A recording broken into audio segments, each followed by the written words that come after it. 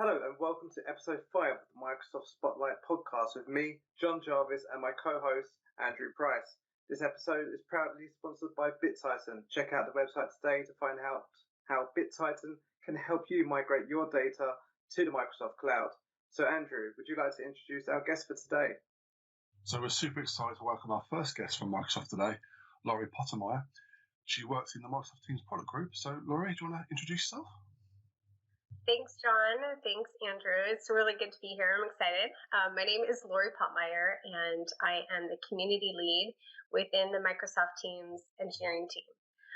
So I've been at Microsoft for a number of years, a little over 15 full-time now, and have always worked in the UC space, Unified Communications. And so my experience now with being community lead is to connect those within the community to our engineering team to help with product feedback and to help educate our community, our MVPs, and others who are passionate about Teams to give them the technical depth that they need to be able to successfully share our product as well.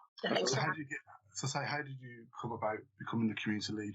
What basically started you on the road to joining Microsoft to basically then becoming in the role that you currently are in today? Yeah, so I was working with Skype for Business, and that was a role that I was in before Teams was even around. And so while I was in the Skype for Business team, I worked on multiple programs there and doing various feedback and user adoption programs with customers. And at that time, we wanted to start a community, and so I started working with a vendor to create what is now the Microsoft Tech Community run by Anna Chu and team. You may be familiar with it, and we call it the MTC. And at that time, for Skype for Business, we were looking at creating a community, and so I was driving the effort to build the first Skype for Business community. And at that time, Anna was working on the same thing for Office. And so it only made sense for us to pool our efforts together and create a single Microsoft Tech community where Skype for Business could live. And so that was my first kind of dip into the community world. And I really loved that work. I actually just felt really different about that role. And then when Teams started being created, we obviously wanted to have the same thing for Teams. At that same time, I moved over to the Teams team and still maintained the Skype for Business community, but started up the Teams community within the MTC. And from there, different things happened. I kind of created my role with MVPs. I know, that's something that I work with very well, it probably takes up most of my time working with our MVP community and our user groups around the world. And so nobody was, obviously Teams being brand new, we kind of treated it like a startup, and nobody was really doing anything with those two areas. And so I just started working on them because somebody had to do it, and kind of created this role for myself. And it's been just a great opportunity, and I have a lot of fun with it. I say, when I first obviously started looking into the Link community, which was at the time, I joined with the UC Architects podcast, so like people like Pat Richard, Tom Arbuthnot, and quite a few others. And basically that's what kind of got me more into doing Skype for Business. And so there is like a massive like global gathering, and all the guys that basically I've networked with in the past, they're very quite close-knit community. And so when I had the opportunity to come out to MVP Summit and actually meet all these people, it was just great to put a name to the face and actually have them conversations I've been having for so long over Twitter and all the other the mediums that basically the community's developed over. It's just a nice place to be. There is a lot of well-respected people in the community who always basically put their hand up and always are willing to offer their assistance. That's so true. And it's funny you bring back the Link days. So I was working with Link at the time. My role with Link was actually moving people from, I did a lot of transition programs, moving people from live meeting back in the olden days. They remember live meeting to Link, and then to Skype for Business. And so I was kind of helping with transition programs. And I remember throughout that, we did a lot of feedback, obviously getting feedback for the new product and kind of helping those evolve. And I always heard about MVPs, but I didn't really know who they were. I just knew that they were, really smart people that knew a lot about the product. But I never really worked in depth with them. And I heard a lot of these names, but wasn't ever the one that was doing the direct work. That was really Sean Wilson and Jamie Stark were kind of working with that team back then, and it was out of marketing.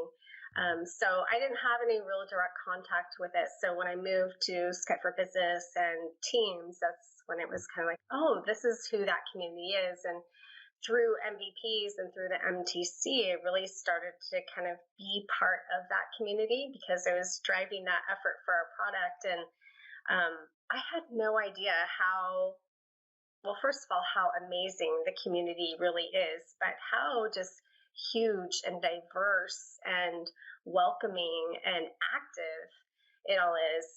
You're right. You can always get an answer to a question. Everybody's seen forums like the Microsoft Tech Community before where you can ask a question and get an answer. But I really think that our community runs so much deeper than that. There's friendships. I've talked about people who met on the tech community just answering questions together on a regular basis, and then both became MVPs and then became roommates, based on just their, friendship that they had online and, at MVP Summit from two different countries, and I just think those stories happen so often, and it's really cool to see us all from various parts of the world, from various backgrounds come together based on our passion for tech and passion for teams. Stories is Greg Sheridan, who's obviously based out in Australia. Right. I met him at MVP Summit, got on really well, had quite a few drinks in Jerry's bar. For people that probably listen probably know that.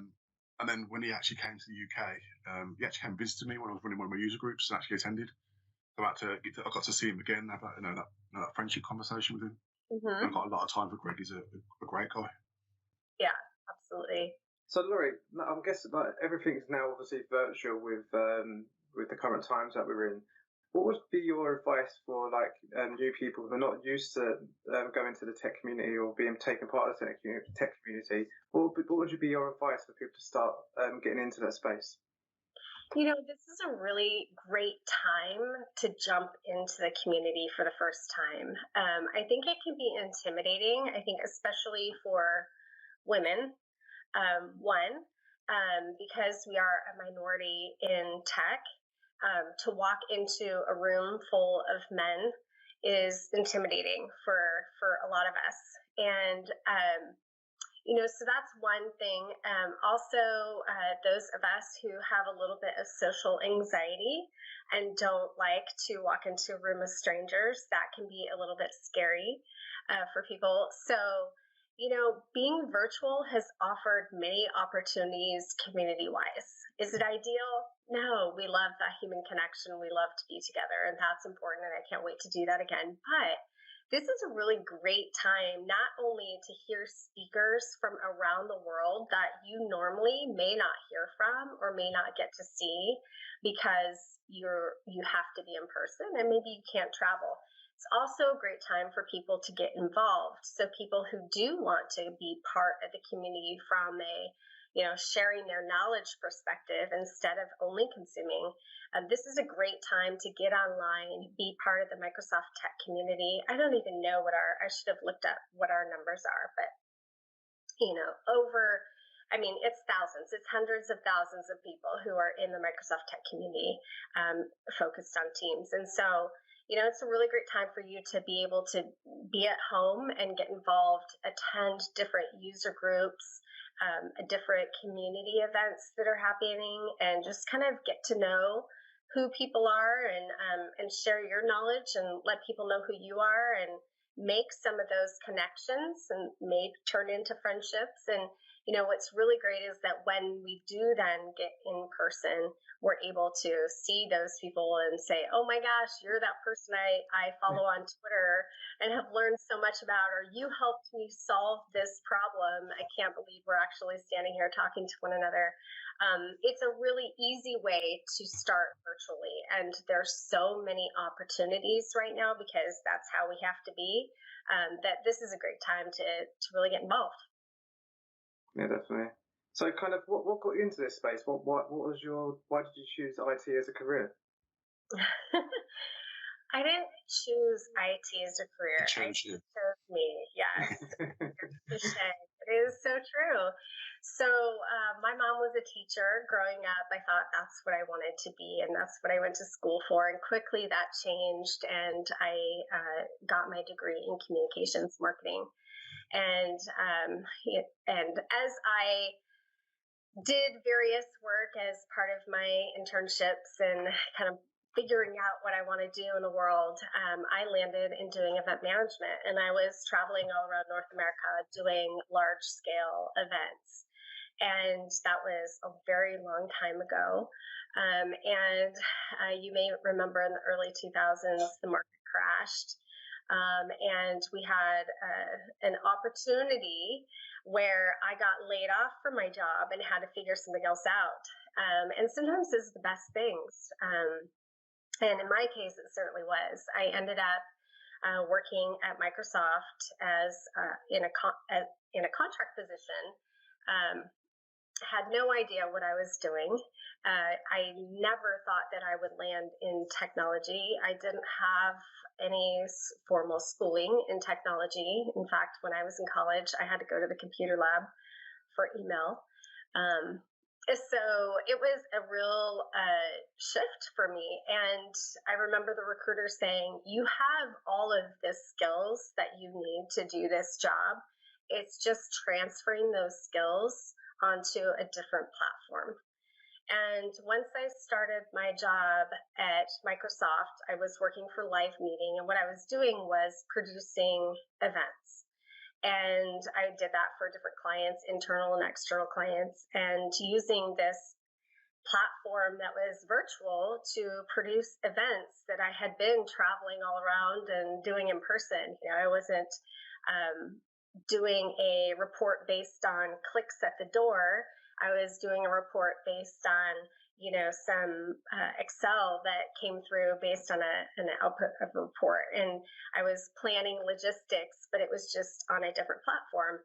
So that's how I got into technology. It was an accident, and I am forever grateful to Louise Meatham. I will never forget her name. She's the recruiter that brought me on to Microsoft, and I finished my contract and got hired full time. And like I said, I've been in the unified communications space, starting with Live Meeting, and done various roles. So, starting in that role, I was doing events, but then I started to really learn about the technology itself. And so then I kind of moved into user adoption.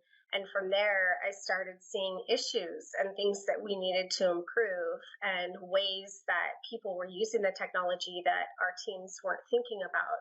And so that got me into user feedback. And I started doing a lot of different programs with giving feedback and collecting feedback and talking to our customers, and then eventually landed into like I said, doing community work. So it's kind of all interrelated and has built on itself. And it's definitely been on the job training.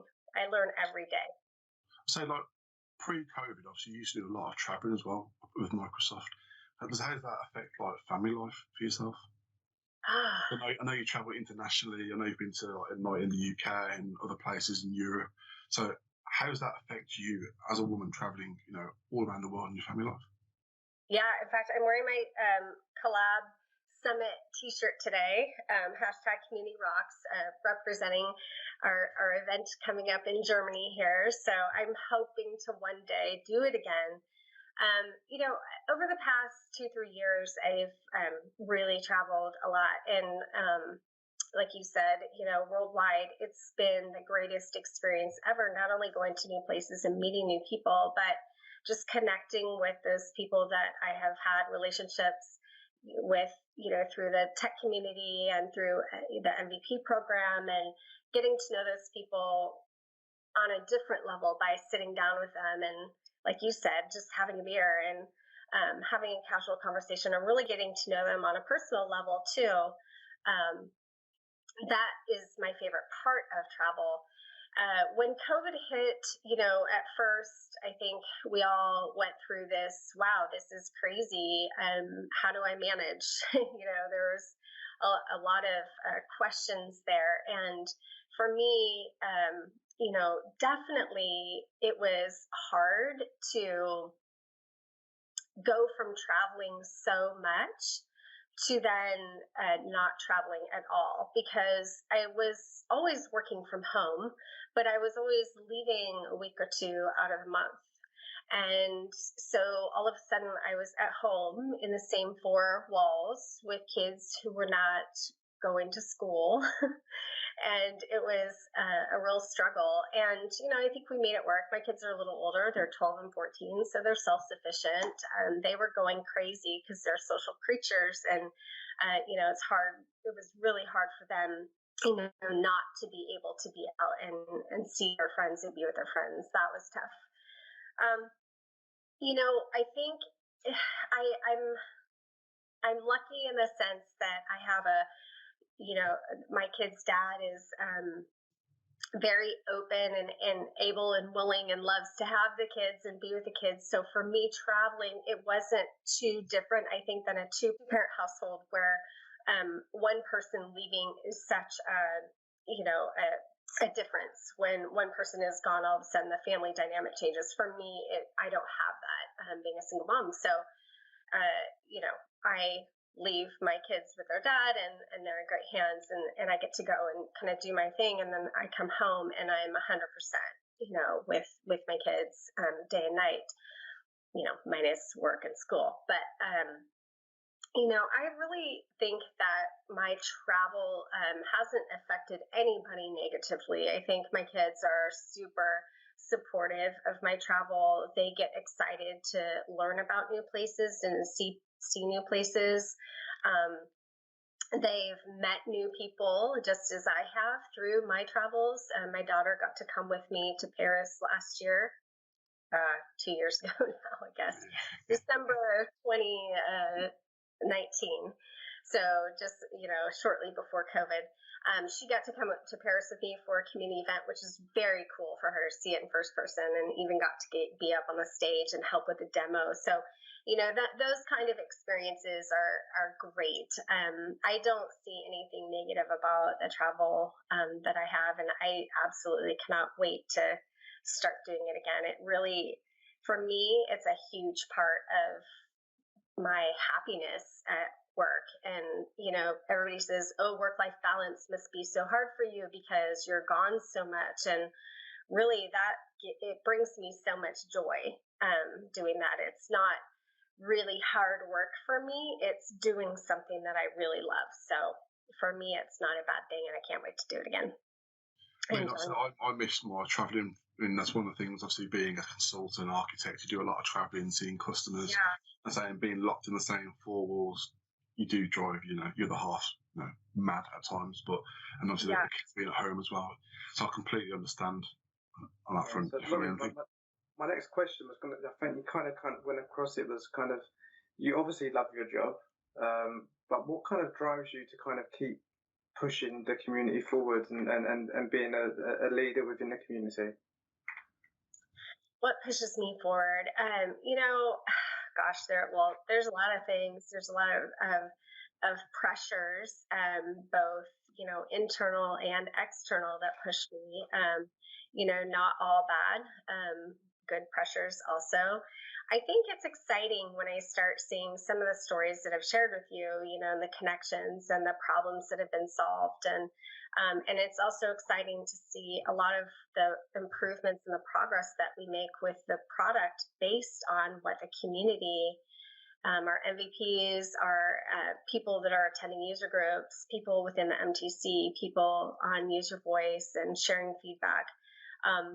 Those people are sharing feedback with us that helps us improve the product. And I know sometimes it feels like when you submit an idea or, you share your feedback with somebody that it falls on deaf ears. And it absolutely doesn't. And we do listen and we do hear feedback. And it's extremely important to the team's product group. We have a focus on being customer driven. And what customer driven means is basically listening. It doesn't mean that we're going to be able to do everything that everybody asks us for. Obviously, there's priorities. And, when COVID hit, we had COVID priorities. We needed to meet the demand for people who were all of a sudden shifting to a virtual work scenario and had always been in person before. And that was a huge shift for people. And that meant not only giving them the features that they need to be successful, but it also meant ensuring that everybody could get connected. Everybody had access. So there was a lot that we needed to do to scale and a lot of fast features that we needed to roll out. And so we took, obviously, we took the feedback from our communities, from user voice. What were people, and it was interesting to kind of watch the shift of what people had always been asking for, what kind of at that time people were asking for, say around the holidays, and then all of a sudden what people cared about, things like, having more people visible on the screen and having more video displayed, having custom backgrounds, just things that weren't ever really a priority and all of a sudden were really important to people because they were in this virtual environment every day. So just there are things like that kind of push me to keep doing what I'm doing because I see the successes. And I just want to do more. I think that's probably one of my one of the negative things about myself probably is that, first of all, I have ADD or ADHD. And so for me, it's really difficult. And I'm not saying that's a negative thing because I think it's actually like my superpower. But one of the things that it does is it makes me have these big ideas and things that I want to do. And a lot of times, I'm just one person. I have a couple people that help me out on my team, but I don't have a team of 10 or 20 people. And so I have to keep that in perspective that I can't save the world. I can't do everything. I have these really big ideas, but sometimes I have to rein them in. And, a good example of that is the Women in Teams community that we just kicked off after the first of the year. That's something that I've been wanting to do for quite some time. And, but it's always, just another thing that takes time, but it was really very important to me. And so I talked to Caruana, my boss, and said, I'd like to do this. I know I don't have time, but I want it to happen. So I want to kind of be the one that launches it and then have the community really drive it. And, it's amazing what can happen when you say, I need help. And I think that is a good lesson for anyone because, I oftentimes try to feel like I have to do it all. I had this idea, I have to do it all. It's in my mind. But sometimes just letting go and giving something to others can make something so much better. Everybody says the old adage of more hands are better than your own or however it is.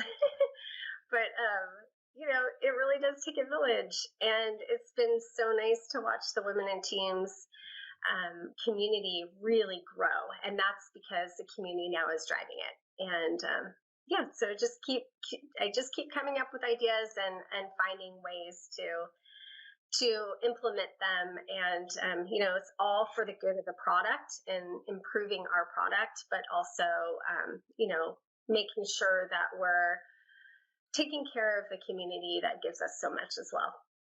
So with the Women in Teams community, is it solely for women to join, or is it open to everyone? What kind of, trying to understand the engagement around that?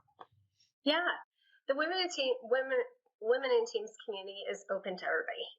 So it is just, it was a small group of us women that started it just to kind of help and support each other. But there are several men in there as well. And it's really great to have their kind of knowledge and perspective on, and for them to learn as well. But for, I think from a women's perspective is just hearing from them, how can we work with men better? Like, our communication style may be different, or, in my, and of course it's different for every person. It's different in different regions of the world, and it's different in the company that you work for, etc. But just having a different perspective, I think, is great. So no, the women teams community is open to all. And we've had, last month, we had some male speakers, which was great, and talking about different topics. And so absolutely everybody is welcome. But, the goal is to have a place where women can feel supported by each other and by people surrounding them. And just have another place to network and get to know one another. Because like you said, we were talking earlier, when you go to events, oftentimes it's hard to find a female speaker, or it's hard to find female attendees, and having different perspectives. And IT is difficult. Our pool is smaller. Pool of women is smaller. So having this place where we can really bring and grow people and kind of bring them into the community, it has been wonderful. So what's been like some challenges that you have faced within the industry? Well, I came into this industry not knowing I was coming into this industry. So I probably missed some of the challenges that many women do who are coming into technology, wanting to be in technology. And I saw an example of that.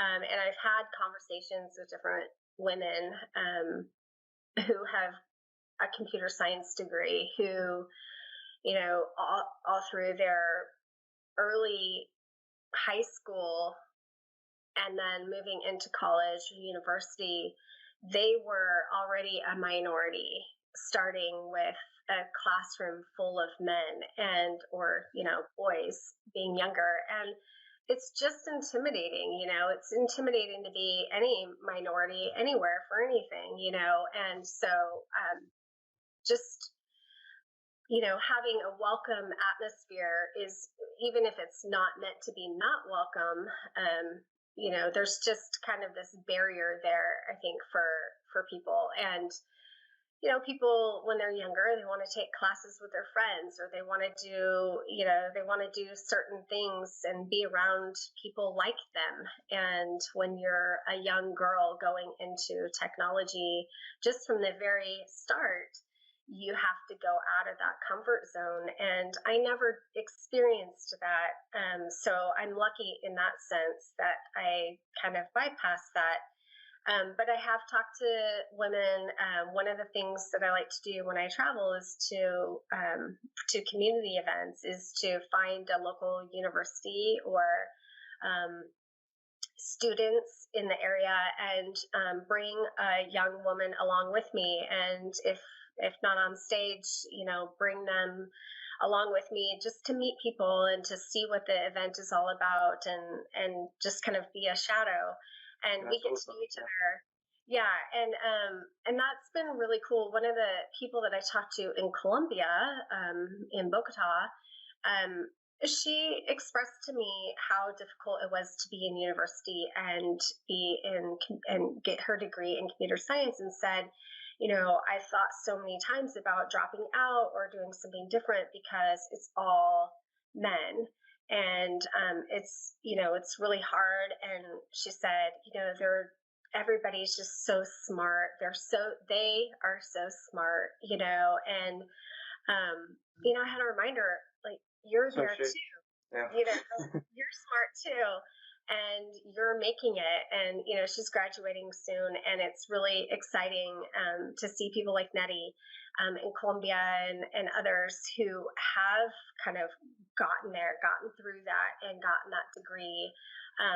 For myself, which was your original question, it's different. I have kind of my own role here within my team, and really kind of a different role at Microsoft. And I think we're starting to see more and more community focus. Some of the challenges that I have had are some of the things that you hear about, just being heard. So if you're in a meeting and it's, for instance, I've traveled to customer sites and it's been me and a male counterpart. And we can say the same thing, but it's received better from the male. Or I can answer a question and then they'll look to the male, for verification, I'm shaking my head because it's not like the first. I think it's probably the third time we've heard it in 5 episodes we've had. It's just frustrating. Yeah. And I think, there's a lot of people that are aware of it, and there's a lot of people that aren't. And I think just kind of, it's not like, oh, this big complaint or anything. It's just kind of like, oh my God, seriously, you just want to roll your eyes. Like, I just flipping said that. It's like, you just get frustrated. And I don't think I really I think I took it, have taken it in the past as a personal thing, like it's a me thing and not a they thing. And it's a they thing. It's not a me thing. I said the right answer. I probably answered it in some cases better than a male counterpart would have or could have, in some instances. But anyway, yeah, it's frustrating, but I think just bringing awareness to the issue and just, making people think about it, like, hey, when, I just think people aren't aware, and it's just been drilled into everybody's mind from, years and years and years. And in technology, we have been a minority. So having strong women who are smart and know what they're talking about, it's like, oh, okay, this is new. I don't know. But yeah, I think just bringing awareness to it, that's probably what I've noticed the most, is just kind of being heard. And, there's other things like women are not good at bragging about themselves and talking about how well they've done. And, I think that I've definitely struggled with that. It's not the Laurie show. Like, I just do my thing. I would say, like, I just do my thing over here, and it's not, I just do what I love because I love to do it. And I see the impact that I'm making, and I like it. And I think I'm helping the product, helping the community, and throughout my 15 years at Microsoft, I've kind of been that way. Like, I'm just doing the right thing. But I'm not always great at talking about the great impact that I'm making and, showing off of all the great emails that I get and the public accolades and the this and the that and the stuff. And like, I think that we're just really bad about that. We may just say, oh, that's so nice, and set it aside.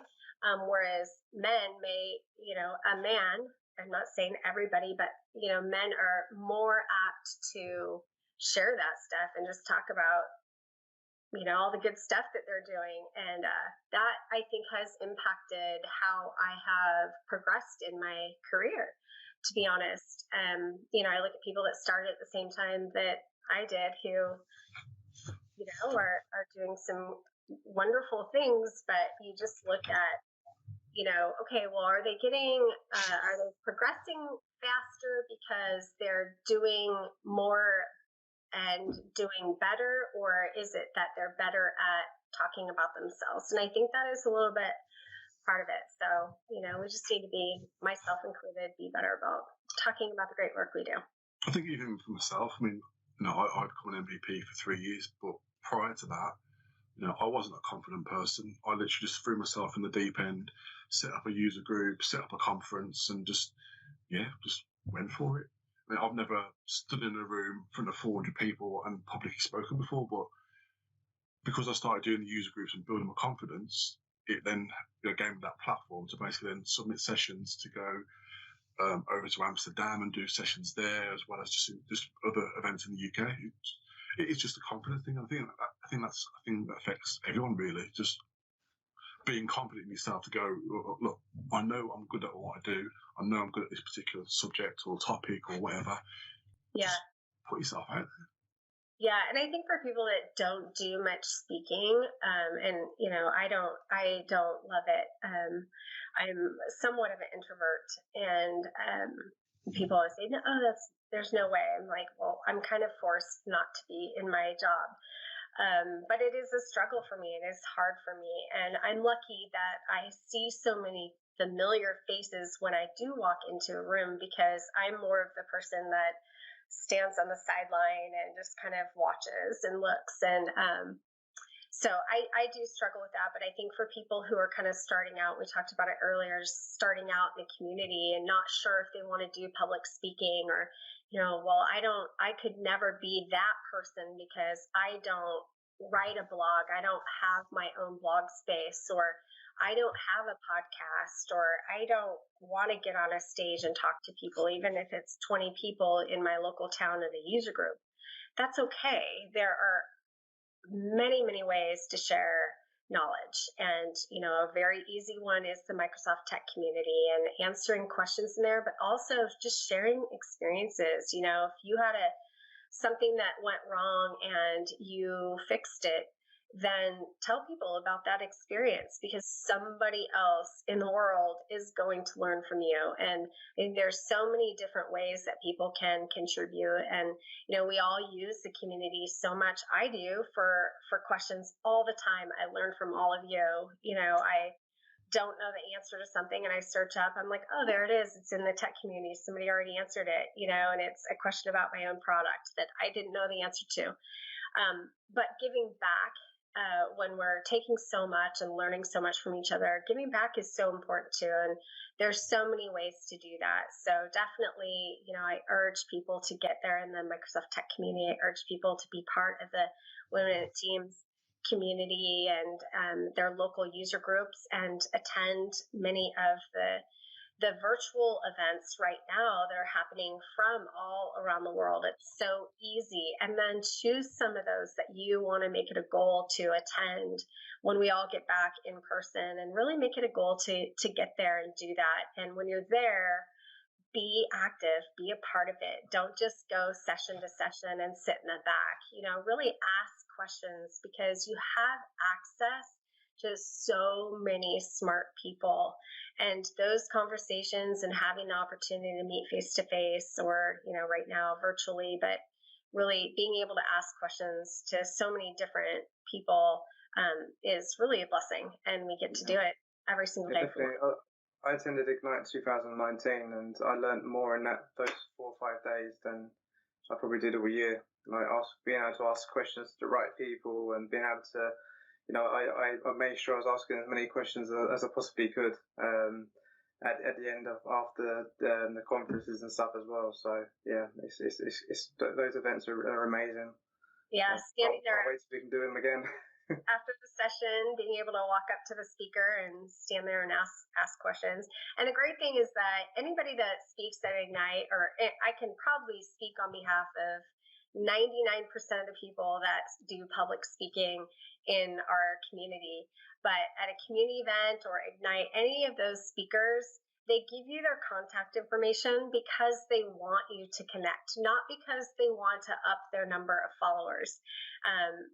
At least speaking for, folks at Microsoft, who really do want to connect with people and be there as a resource and continue answering questions, because we learn from those questions too. So yeah, continue to do that. I'd say a good example of that for me is where I had an issue with Windows 10.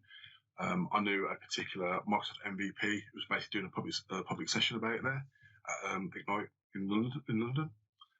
So I spoke to him about it. He goes, well, I think the person you need to speak to is this guy named Michael Nealis, who's now left Microsoft, and who's basically like the godfather of Windows Autopilot.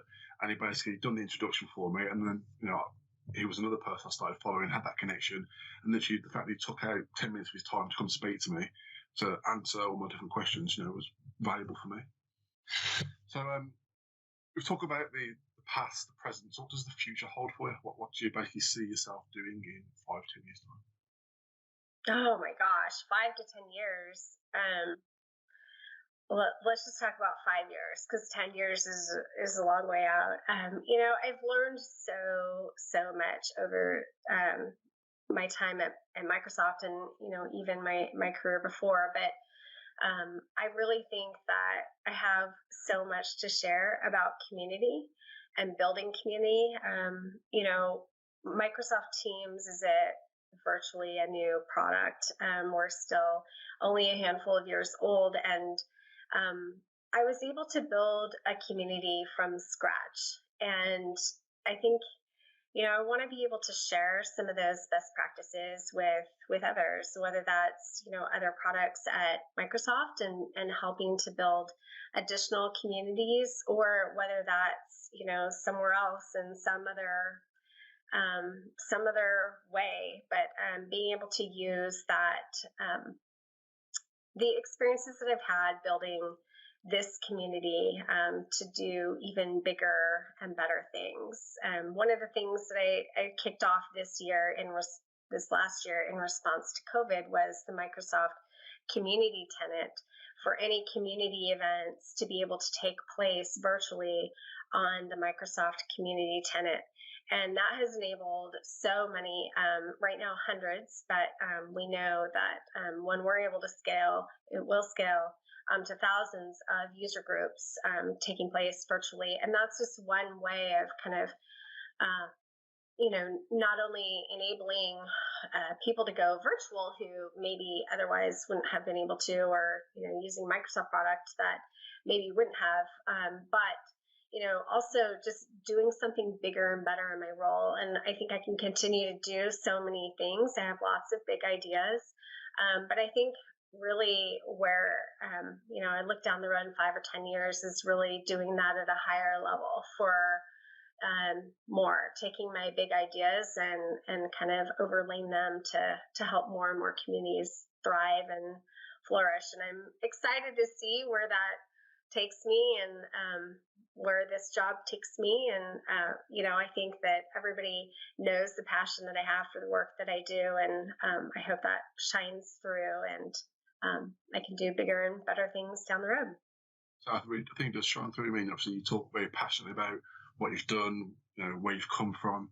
So I'm going to throw a question out there, which I like to throw to every single guest, like an interview question. So from your experience today, what would you say to the Laurie that walked into Microsoft 15 years ago? Oh my gosh. Oh, this is such a good question. I actually just talked to somebody on the Teams team yesterday who's fairly newish to role, and was asking me if I would talk to one of our senior leaders on her behalf for a favor, anyway, it doesn't really matter. But she was like, I don't know, would you mind? And I said, well, of course, that's fine. That's totally fine. But I told her, I said, if you would have asked me 5 years ago, or especially 10 years ago, but even 5 years ago to do that, I would say, I don't know, maybe we should have so-and-so do it, and I've just gotten to the point, and I feel like I should have done this so much sooner. I think we all have issues with, not everybody, but a lot of us have issues with confidence in our role. And not that we don't know what we're doing, because we do know what we're doing, but we work with a lot of smart people. And, in IT, in probably everywhere, right? We all work with smart people. And at Microsoft, I work with a lot of smart people, and it can be intimidating. And I finally just got to the point where I'm like, oh my gosh, these people could be my kids, what am I doing? Yes, they are very smart, but I also know what I'm doing, and I also have a lot of experience, and I am good at what I do. So why am I intimidated going and talking to this person or asking for something? And so if I would give myself advice, starting my career at Microsoft 15 years ago, it would be just ask the questions. Don't be afraid to ask the questions, because we all learn every single day. And don't be afraid to go to senior leaders and have conversations, or even if they're not senior leaders, but people that are senior to you, don't be afraid, because, the more confident you are in what you do, the better the conversation is going to be. And so, I don't know, I think it would just be confident in the job that you do, and just go do your thing, and don't ask for permission for everything. Probably that would be another one too. Ask for forgiveness instead. Do it. Like, it's the right thing. Just go do it. And, I've experienced that with a lot of the stuff that I do is, I have these big ideas. I just need, just go do it. And people will jump on board. And if they don't, then you learn from it and you go back and you do something else. But yeah, that would be probably my 2 bits of advice. Be confident in what you know and go talk to the people. And then also don't ask for permission for everything. Just go do your thing. Cool. Wicked. Nice. Cool. So, Laurie, thank you for taking your time, sharing your story with us today. It's great to have you on this episode. It's been fantastic. For everyone else, we'll see you on our next episode of the Microsoft Spotlight podcast. Great. Thanks, John. Thanks, Andrew. Cheers, great guys. to see you. Bye. Thank you for listening to the Microsoft Spotlight podcast. Please make sure you hit that like, share and subscribe button to help us promote our message. You can also follow us on Twitter at MSFT Spotlight, and we're also on LinkedIn, the Microsoft Spotlight podcast. And finally, we'd like to tell you a little bit about BitTitan and thank them for sponsoring this podcast. Remote migrations start here. Let MigrationWiz do the work for you. It's fast, secure, and 100% SaaS, which means you can migrate at any time and from anywhere. Migrate mailboxes, documents, public folders, personal archives, or even Microsoft Teams with just a few clicks. No special training needed and no customer downtime. When the work matters, choose MigrationWiz.